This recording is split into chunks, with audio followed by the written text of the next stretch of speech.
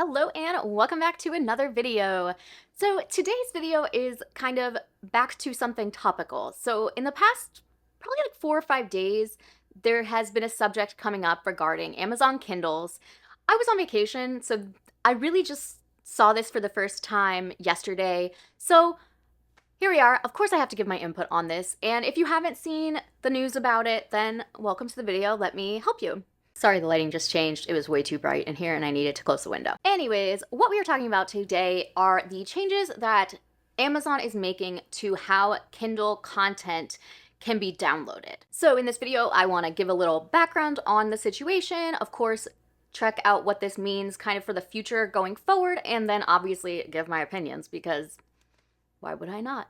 But before we do all that, I do want to address a video that I had added into a book talk compilation quite a while ago. I will link it down below if you're interested in like seeing exactly what I said.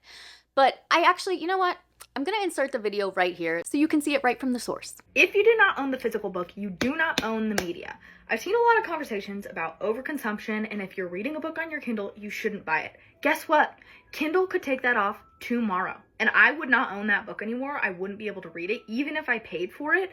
So I continue to buy physical copies of all these books because what if they go away one day? What if the author takes it off the internet? What if Kindle Unlimited takes it off? What if it's no longer on Amazon? So I will continue to buy physical copies. So yeah, I was very loud and proud about telling her she was wrong, and in retrospect, I am wrong, and I'm fully fine with admitting that. Even after like posting that and people commented like, actually, da da da da, I admitted that I came from a place of misinformation. What I had said basically was that like they don't really, that's not a thing that they do. They, once it's on there, like they don't just like take your books back, but like it's not so much that they take the books back, it's that they make them unavailable to download.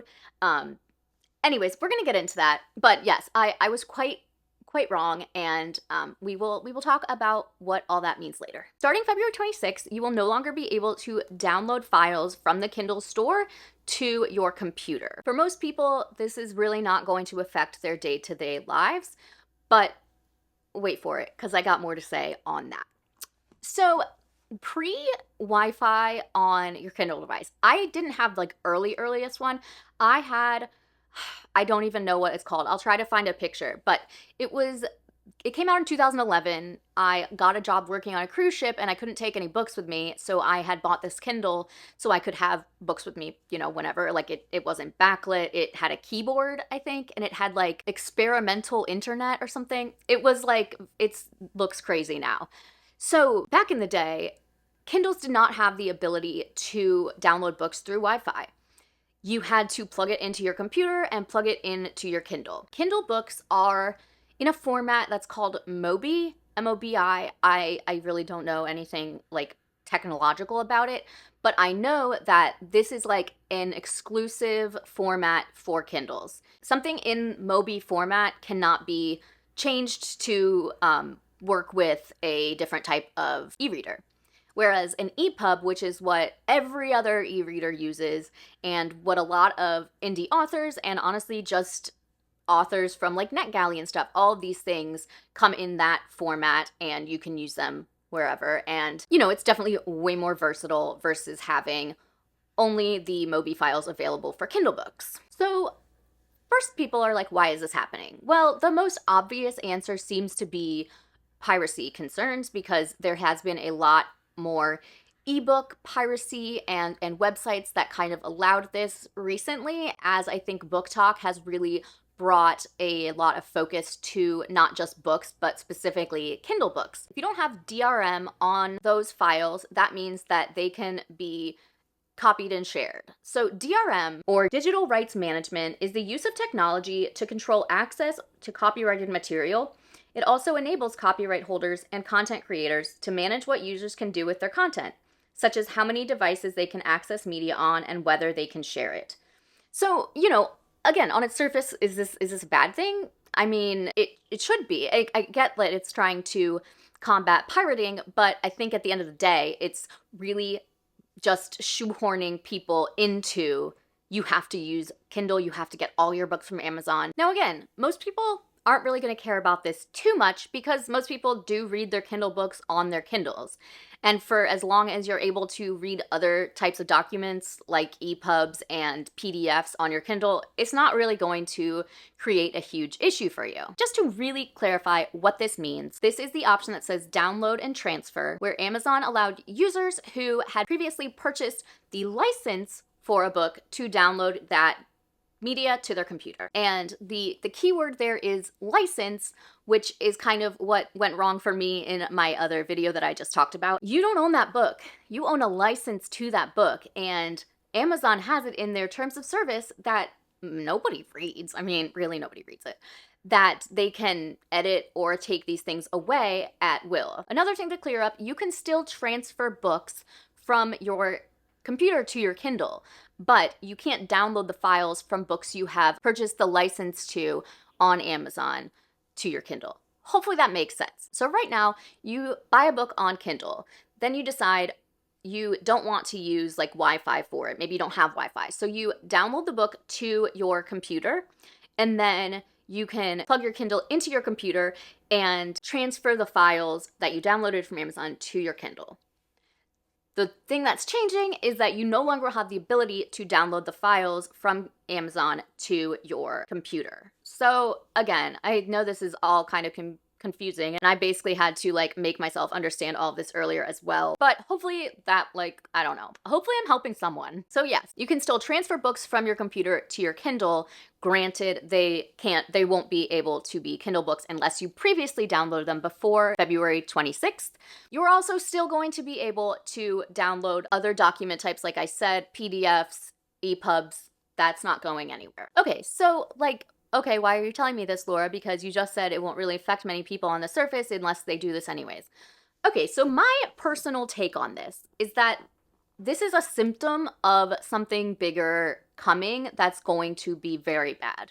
Off the bat, this is all speculation. These are things that I can see happening, and this is sort of like the first step towards something bigger. Again, my opinions, I am not saying any of this is happening, but overall, throughout just everything that's happening right now, subscription-based services are really taking over everything. You know, it's kind of crazy. I used to make fun of my sister because she still had DVDs of like all of her favorite TV shows, and she kept DVDs of movies, and I was like, you know, that's available on Netflix or whatever. And she was like, I just don't want to ever not be able to watch it when I want to. And I remember feeling this before Peacock came around. When they took The Office off of Netflix, I was devastated. I was like, what am I supposed to do? Like, how am I supposed to watch my show at every single night at bedtime? And because more streaming services just keep coming out, you can find most things you want to find somewhere. It's the cost that's crazy. When you look at like 10 years ago, what you paid for your like cumulative streaming services, it's astronomical today versus then. Because back, you know, I remember when like Netflix and Hulu were pretty much the only two streaming services, and they were like big old competitors. And now it's like everything is a subscription-based service. So to me, this feels like, and you know, they already have Kindle Unlimited, so I can just, I guess, see a kind of world where they're gonna up the price of Kindle Unlimited and add way more books to it. So you're like, well, look at all these books I can read now with just this kind of flat monthly fee, which to me is just not how I want to live. I think there's definitely pros to having a subscription-based service for something, and obviously there are cons as well. Do the pros outweigh the cons?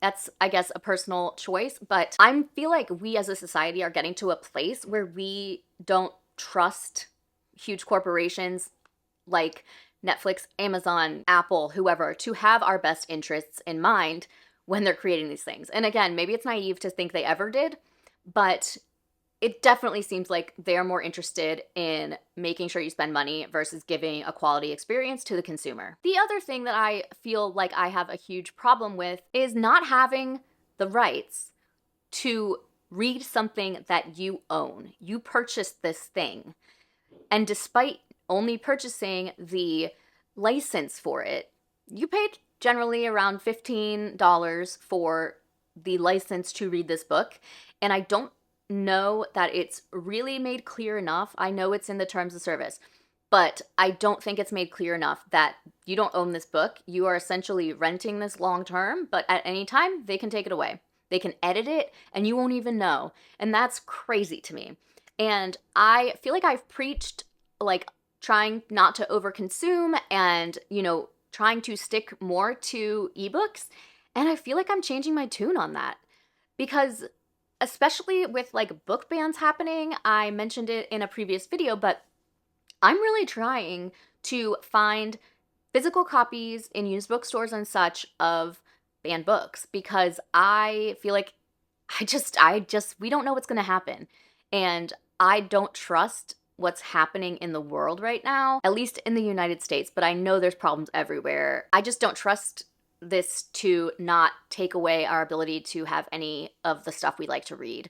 And maybe that seems alarmist, but I just don't feel like anything can actually be alarmist right now because terrible, terrible things are happening. So yeah, while I'm still going to only, keep books that I love and that I think I might reread, I am going to be a little more thoughtful in deciding what I want. As in, if there's a book that like for example, right now, in my pile to sell, I have The Hate You Give by Angie Thomas, which is an extremely popular book that is on many banned book lists. And like, I liked it a lot, but it's not like a favorite book ever. And I'm very inclined to take it out of that pile and keep it because it could be banned permanently at any time. They could take it out of publication. And again, like, I don't want to seem alarmist, but this is alarming. So to sum this all up, I don't think that this one little change is going to have any significant impact on Amazon making money on Kindles and Kindle content. But I do think it will encourage people who know about this to buy a different kind of e-reader. I mean, I certainly think that I will not be purchasing another Kindle when this one bites the dust. I will definitely be looking at Kobo's. That's probably what I'll get, to be quite honest, because I've heard nothing but good things about them and how much versatility they have with the files you can, whatever. This is not a sales pitch for Kobo. So if you, like me, have a lot of books from the Kindle store, I recommend downloading them if you have any interest in going back to reread them. I'm really not a rereader, so I'm not going to drive myself crazy trying to download every last book I have bought from the Kindle store, but there is definitely like all of my Stephen King books that I have on there, my Hunger Games books. I'm sure once I look and I'll find more, but like I'm not going to go crazy with it. But if that's something that is important to you, you absolutely should. You purchased those books, and so you should have the right to read them when you want to read them. And that is where I am going to leave you today. So I thank you so much for watching this. I hope that all made sense. Like I said, I digested a ton of information about this really quickly, so hopefully the words that I said made sense to you. There are 2 other videos that I found really helpful when I was trying to educate myself on this, and I will link them down below. One of those was put out by Criminali, and the other one was Willow Talks Books, so I will make sure those are linked below. Definitely worth the watch. If you liked this video, give it a thumbs up. If you haven't subscribed, I would love it if you would, and go download your Kindle books. I will see you in the next one. Bye!